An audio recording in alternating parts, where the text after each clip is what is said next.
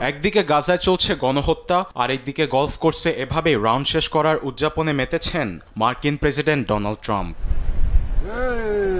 4 দিনের সফরে স্কটল্যান্ডে আসতেই পরিবার ও অতিথিদের সঙ্গে নতুন বিলাসবহুল গলফ রিসর্ট টার্নবেরি গলফ কোর্সে শনিবার পাড়ি জমান মার্কিন প্রেসিডেন্ট। জানান, স্কটল্যান্ডে এসে তার দারুণ লাগছে। এদিকে ট্রাম্পের স্কটল্যান্ডে ভালো লাগলেও তাকে হাসি মুখে বরণ করেনি সেখানের জনগণ। ট্রাম্পকে বর্ণবাদী ও ক্ষমতালোভী ব্যক্তি আখ্যা দিয়ে অ্যাবারডিন ও ইডেনবার্গের রিসর্ট ও বাসভবনের রাস্তায় তার বিরুদ্ধে জড়ো হয়েছেন শত শত বিক্ষোভকারী।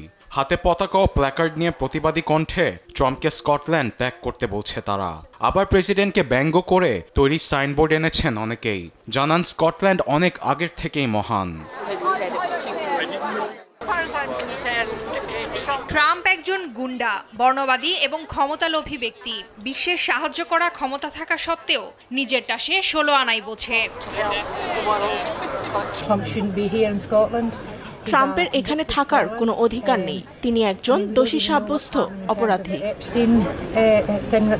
নতুন গলফ কোর্স উদ্বোধন ও খেলার পাশাপাশি এই সফরে যুক্তরাজ্যের প্রধানমন্ত্রী কিয়ার স্টারমার এবং স্কটল্যান্ডের ফার্স্ট মিনিস্টার জন সুইনের সঙ্গে সামনের সোমবার দেখা করবেন ট্রাম্প। আবার আটলান্টিক বাণিজ্য সম্পর্কের বিষয়ে ইউরোপীয় কমিশনের প্রেসিডেন্ট উর্সুলা ভন ডের লেইনের সঙ্গে বৈঠকে বসবেন ডোনাল্ড ট্রাম্প।